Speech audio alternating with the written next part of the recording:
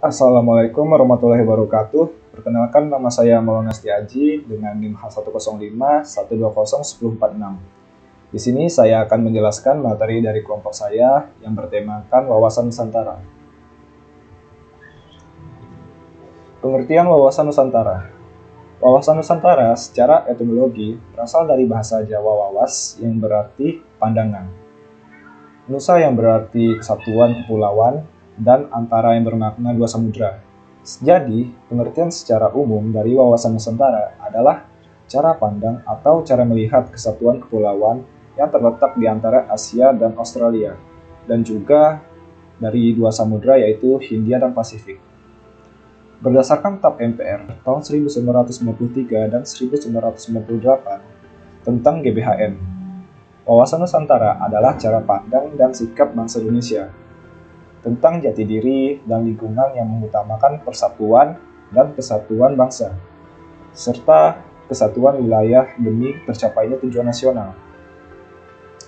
Sementara pengertian wawasan Nusantara menurut dokumen ketetapan MPR tahun 1999 menyatakan wawasan Nusantara adalah cara pandang dan sikap bangsa mengenai diri dan lingkungan yang serba beragam dan bernilai strategis dengan mengutamakan persatuan dan kesatuan bangsa serta wilayah dalam menyelenggarakan kehidupan bermasyarakat, berbangsa, dan bernegara dengan tujuan mencapai tujuan nasional.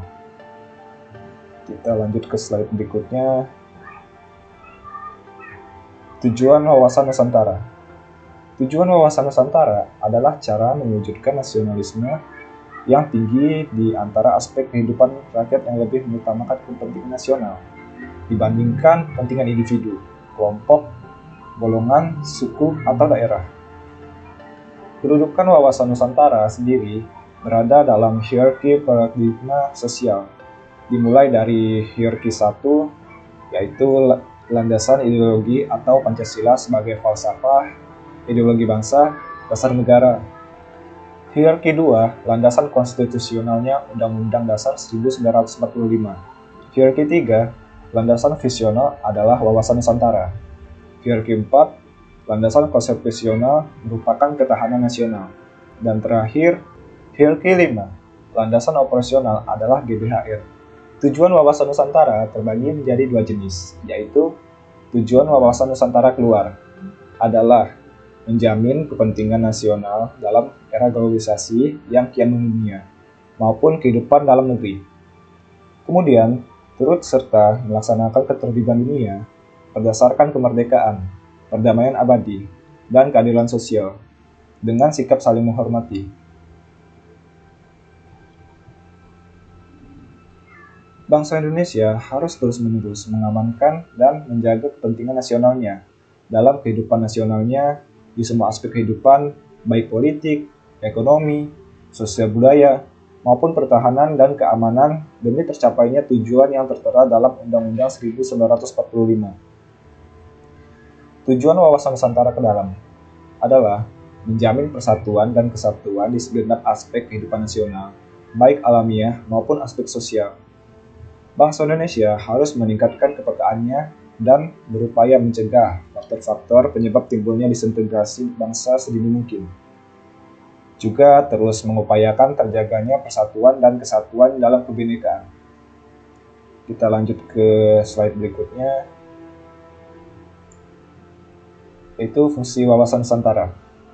Jika mengacu dalam pengertian wawasan Nusantara, sebenarnya fungsi utama dari wawasan Nusantara adalah sebagai panduan, pedoman, dan acuan bagi bangsa Indonesia dalam bernegara.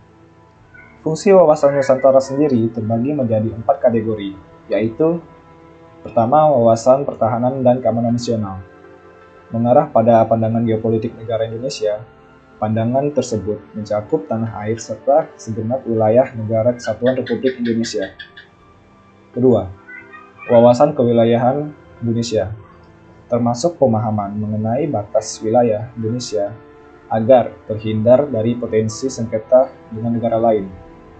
Ketiga, wawasan pembangunan, dengan beberapa unsur di dalamnya seperti sosial politik, satuan politik, pertahanan serta keamanan negara, ekonomi, dan sosial ekonomi.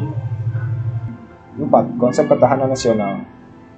Konsep ketahanan nasional yang memegang peranan penting dalam perencanaan pembangunan, kewilayahan, serta pertahanan keamanan nasional.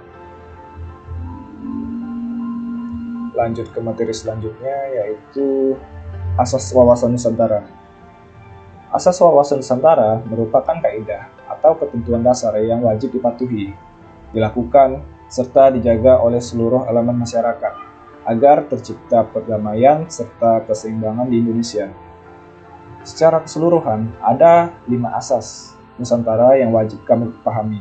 Di antaranya, 1. Asas solidaritas. Solidaritas adalah perasaan emosional dan moral yang terbentuk pada hubungan antar individu atau kelompok berdasarkan rasa saling percaya, kesamaan tujuan dan cita-cita, adanya kesetiakawanan dan rasa sepenanggungan. Sikap solidaritas sendiri merupakan bentuk kepedulian terhadap orang lain. Sikap solidaritas sudah selayaknya dijalankan oleh seluruh masyarakat Indonesia, tanpa membeda-bedakan dari dan kepada siapa.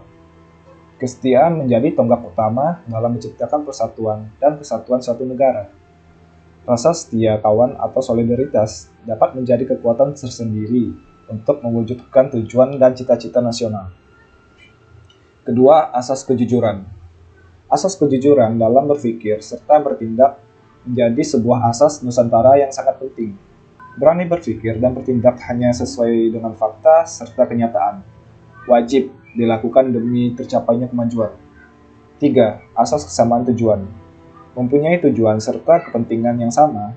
Sebagai contoh, di masa kemerdekaan, saat semua rakyat Indonesia melakukan berjuang bersama-sama mengusir keluarga penjajah. 4.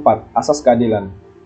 Seluruh elemen masyarakat mempunyai hak yang sama dalam mendapatkan keadilan dan mewujudkan tujuan serta cita-cita nasional yang tidak boleh merugikan pihak tertentu, maupun mengutamakan kepentingan kelompok atau golongan sendiri. Hal ini berlaku dalam segala aspek kehidupan bernegara, baik keadilan secara hukum, ekonomi, politik, serta sosial. 5. Asas kerjasama. Dengan adanya kesadaran pada tujuan serta kepentingan yang sama, akan menciptakan kerjasama antar elemen masyarakat. Kerjasama serta koordinasi tersebut dapat dilaksanakan atas dasar kesetaraan agar terciptanya efektivitas dalam mencapai tujuan bersama. Sebab kebersamaan dan gotong royong ini akan memudahkan serta meringankan suatu pekerjaan, termasuk dalam menghadapi tantangan terhadap implementasi wawasan Nusantara. Oke, lanjut ke slide berikutnya, yaitu implementasi wawasan Nusantara. Penerapan nyata wawasan Nusantara dapat dilakukan melalui cara berpikir, bersikap, bahkan berucap. Contoh, penerapan wawasan Nusantara sendiri dimulai dari menjadikan Pancasila sebagai falsafah dan pedoman hidup bernegara serta bermasyarakat. Hal ini bisa atau dapat dilakukan dengan tindakan nyata sehari-hari yang menciptakan nilai-nilai religius, kekeluargaan, serta menjaga persatuan sesuai dengan Pancasila. Sikap cinta tanah air yang diwujudkan dengan adanya sikap yang menitikberatkan pada kepentingan bangsa serta negara di atas kepentingan pribadi, golongan, serta agama. Mewujudkan pembangunan bangsa seperti tindakan nyata serta prestasi. Berikut penerapan wawasan Nusantara dan tantangan yang dihadapi dalam pewujudan di era. 1. Implementasi di bidang pertahanan dan keamanan. Implementasi wawasan Nusantara di bidang pertahanan dilakukan dengan membentuk sikap dan kedisiplinan diri dalam membela tanah air, serta melaporkan segala hal yang mengganggu keamanan para aparat yang berwenang. Meningkatkan rasa persatuan, serta solidaritas baik dalam suatu daerah yang sama atau daerah yang berbeda. Terakhir, membangun sarana serta prasarana bagi kegiatan atau aktivitas pengamanan wilayah Indonesia. 2. Implementasi di bidang politik. Implementasi ada pelaksanaan kehidupan berpolitik di Indonesia. Terdapat juga dalam undang-undang, misalnya undang-undang partai politik dan undang-undang pemilu. Implementasi wawasan Nusantara di bidang politik juga dimaksudkan untuk menciptakan pemerintahan yang lebih kuat, bersih, dan dapat dipercaya oleh masyarakatnya. Contoh implementasi wawasan Nusantara di bidang politik yakni Contoh implementasi wawasan Nusantara di bidang politik yakni menjalankan komitmen politik pada lembaga pemerintahan serta partai politik dalam rangka meningkatkan persatuan serta kesatuan bangsa. Ikutsertaan Indonesia di dalam politik luar negeri dan memperbuat korps diplomatik untuk menjaga seluruh wilayah Indonesia. Pelaksanaan pemilu dengan sistem demokrasi yang menjunjung tinggi keadilan, mengembangkan sikap pluralisme dan HAM untuk mempersatukan keberagaman di Indonesia. 3. Implementasi di bidang ekonomi. Implementasi wawasan Nusantara di bidang ekonomi terdapat memanfaatkan kekayaan alam di Indonesia sambil menjaga kelestarian lingkungan hidupnya. Kekayaan dan letak geografis di Indonesia yang strategis dapat dimanfaatkan dengan maksimal untuk perekonomian negara. Orientasi bidang ekonomi di sektor pemerintahan, industri, serta pertanian. Pembangunan ekonomi yang seimbang serta adil di tiap-tiap daerah Indonesia sehingga tidak terjadi kemiskinan di daerah tertentu. Otonomi daerah sendiri diharapkan dapat atau bisa menciptakan segala macam upaya keadilan sosial ekonomi ini. Partisipasi seluruh masyarakat Indonesia dibutuhkan dalam pembangunan ekonomi. Hal ini kemudian akan didukung dengan pemberian fasilitas kredit mikro guna mengembangkan usaha kecil. 4. Implementasi di bidang sosial. Implementasi wawasan Nusantara di bidang sosial berada pada saling menghargai dan menghormati setiap perbedaan atau keagamaan yang ada di tanah air. Mulai dari perbedaan, suku, ras, agama hingga budaya. Upaya lainnya juga ada pada pelestarian serta pengembangan budaya Indonesia dan menjadikan budaya sebagai tujuan wisata yang memberikan sumber penghasilan daerah atau nasional. Menjaga keberagaman Indonesia, baik dari segi budaya, bahasa, serta status sosial, dan serta juga mengembangkan keserasian di dalam kehidupan bermasyarakat. Sekian, terima kasih. Mohon maaf atas kekurangan dari saya. Saya akhiri. Wabillahi wal taufiq hidayah. Assalamualaikum warahmatullahi wabarakatuh.